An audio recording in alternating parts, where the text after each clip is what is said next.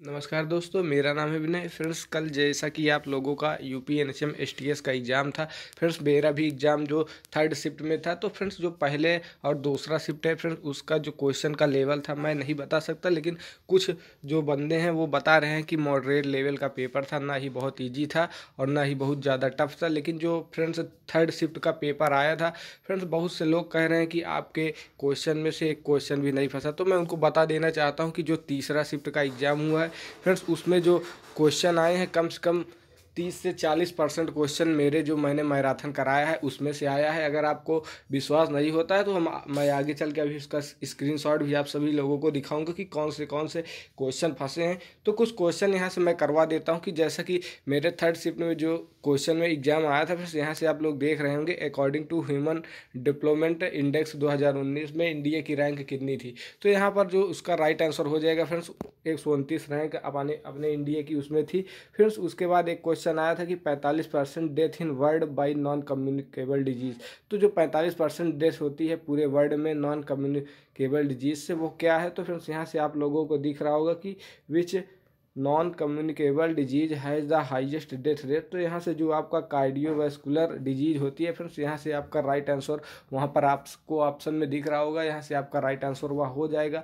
तो फ्रेंड्स, यहाँ से क्वेश्चन का लेवल कुछ जो एग्जामिनर है इस प्रकार से सेट किया गया था कि क्वेश्चन तो सेम मिल रहे थे, लेकिन फ्रेंड्स उसमें लास्ट में एक नई वर्ड जोड़ दिया गया था, जिसके वजह से बहुत से जो एग्ज़ाम देने वाले हैं भाई को दिक्कत हुई होगी, क्योंकि वो सही क्वेश्चन पढ़ के गए थे लेकिन वहाँ पर ऑप्शन ही ऐसा दे दिया गया था कि आपको सही नहीं बल्कि गलत को ढूंढना था। मतलब वहाँ से मैं खुद एग्ज़ाम देने गया था, मेरे खुद जो 80 नंबर का थ्योरी होता है उसमें से कम 60 से 70% जो एग्ज़ाम थे उसमें नहीं वाला ऑप्शन सही था। मतलब कि आपका उसमें पूछा गया था जैसे कोई भी रोग किससे होता है तो उसमें किस कारक नहीं होता, मतलब आपका नहीं वहाँ से जो मतलब जो सही आंसर है उसको वहाँ से टिक नहीं करना था, वहाँ जो नहीं सही था उसको टिक करना था। इस प्रकार से क्वेश्चन पूछा गया है। तो यहाँ से कुछ क्वेश्चन मैं आप सभी लोगों को दिखा देता हूँ।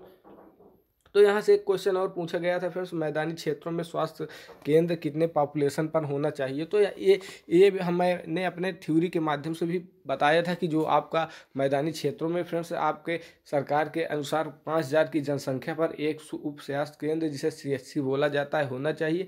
तो ये भी क्वेश्चन मेरे ही जो मैंने कराया था उसमें से एक क्वेश्चन ये भी आया था। उसके बाद फ्रेंड्स अगला क्वेश्चन आप लोग ये स्क्रीन में देख रहे होंगे कि एरियोटिक एन्यूरिज्म का मोस्ट कॉमन केस क्या है। तो यहाँ से ये भी क्वेश्चन फ्रेंड्स रिपीट हुआ था। ये भी क्वेश्चन आपको एग्जाम में, अगर आप थर्ड शिफ्ट का एग्जाम दिए हैं तो ये भी क्वेश्चन आपको देखने को मिला होगा। उसके बाद अगला क्वेश्चन यहाँ से पूछा गया था फ्रेंड्स, भारत में जीएसटी काउंसिल के अध्यक्ष कौन होते हैं। तो यहाँ से जो आपका जीएसटी काउंसिल का अध्यक्ष है फ्रेंड्स, वह आपका वित्त मंत्री, भारत के वित्त मंत्री हो जाएंगे, क्योंकि यहाँ पर केवल यही पूछा गया था, वित्त मंत्री ही ऑप्शन में था। तो यहाँ से आपके निर्मला सीतारमण जी इस समय वित्त मंत्री हैं, लेकिन वहाँ पर केवल ऑप्शन में यही था वित्त मंत्री। तो ये आपका जो राइट आंसर हो जाएगा वह वित्त मंत्री हो जाएगा। उसके बाद फ्रेंड्स कंप्यूटर से एक क्वेश्चन पूछा गया था कि एमएस एक्सेल में 2/4/3 का मतलब क्या होता है। तो यहाँ से जो आपका राइट आंसर हो जाएगा फ्रेंड्स, यहाँ गुणा का निशान माना जाता है, तो यहाँ से आपका राइट आंसर वहाँ पे 24 एकदम करेक्ट हो जाएगा। उसके बाद फ्रेंड्स एमएस एक्सेल में फ्रेंड्स वहाँ से एक्सेल से ही रिलेटेड कंप्यूटर से क्वेश्चन जो थर्ड शिफ्ट में है पूछे गए थे। तो यहाँ से एक और क्वेश्चन आया था कि जो आपका एक्सेल में कट के लिए कौन सी शॉर्टकट की का प्रयोग किया जाता है। तो यहाँ से जो आपका कंट्रोल+D वाला ऑप्शन एकदम करेक्ट वहाँ पर हो जाएगा।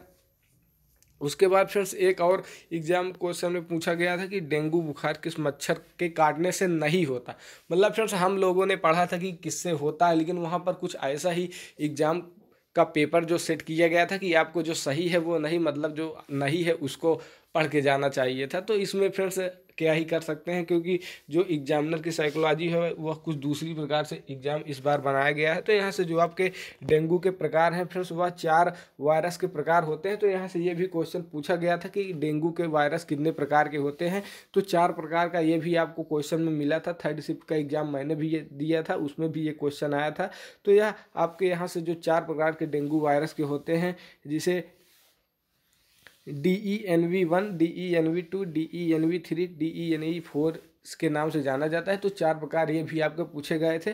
तो यहाँ से फिर जो डेंगू से रिलेटेड था आपके 4 से 5 क्वेश्चन एग्जाम में आए थे, जो कि इजी क्वेश्चन थे। अगर आप थोड़ा भी पढ़े होंगे तो आराम से कर ले गए होंगे।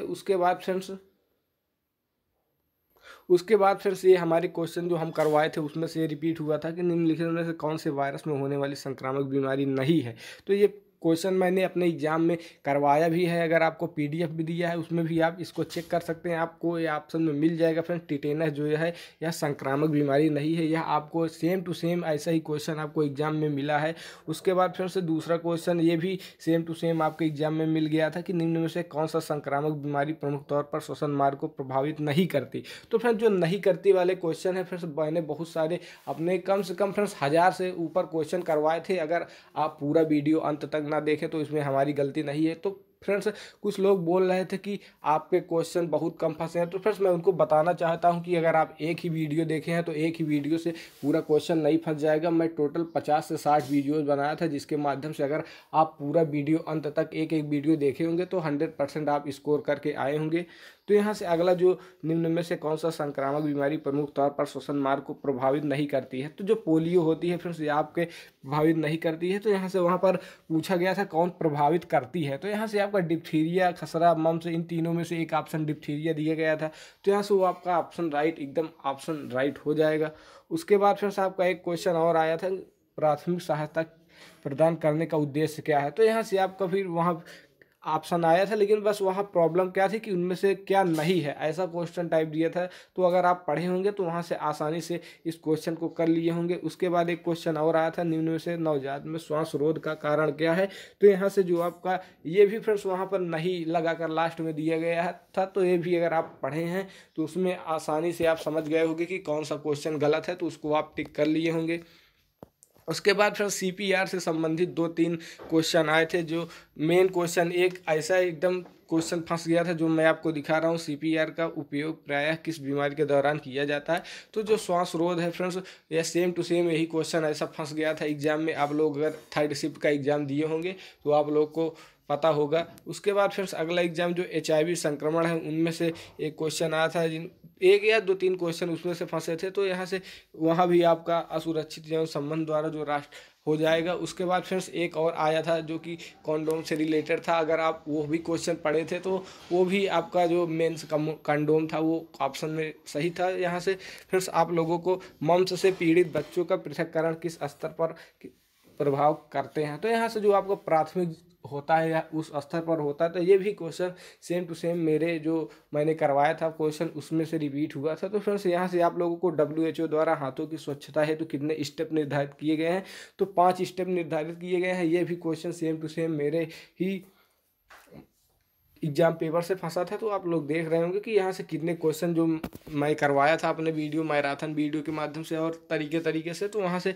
कितने क्वेश्चन आप लोगों को फंसे हैं। तो यहाँ से फ्रेंड्स कुछ क्वेश्चन थे जो मुझे याद थे और कुछ क्वेश्चन जो मुझे आप लोगों ने भेजे थे उसके माध्यम से मैं इस वीडियो को पूरा करवा दिया हूँ। तो फ्रेंड्स अगर आपका और भी क्वेश्चन कोई डाउट है, अगर आपको याद है तो फ्रेंड्स आप कमेंट में कमेंट कर दीजिए, मैं उस क्वेश्चन का भी राइट आंसर आपको बताने का प्रयास करूँगा। तो वीडियो कैसा लगा कमेंट में ज़रूर बताइए। Thanks for watching.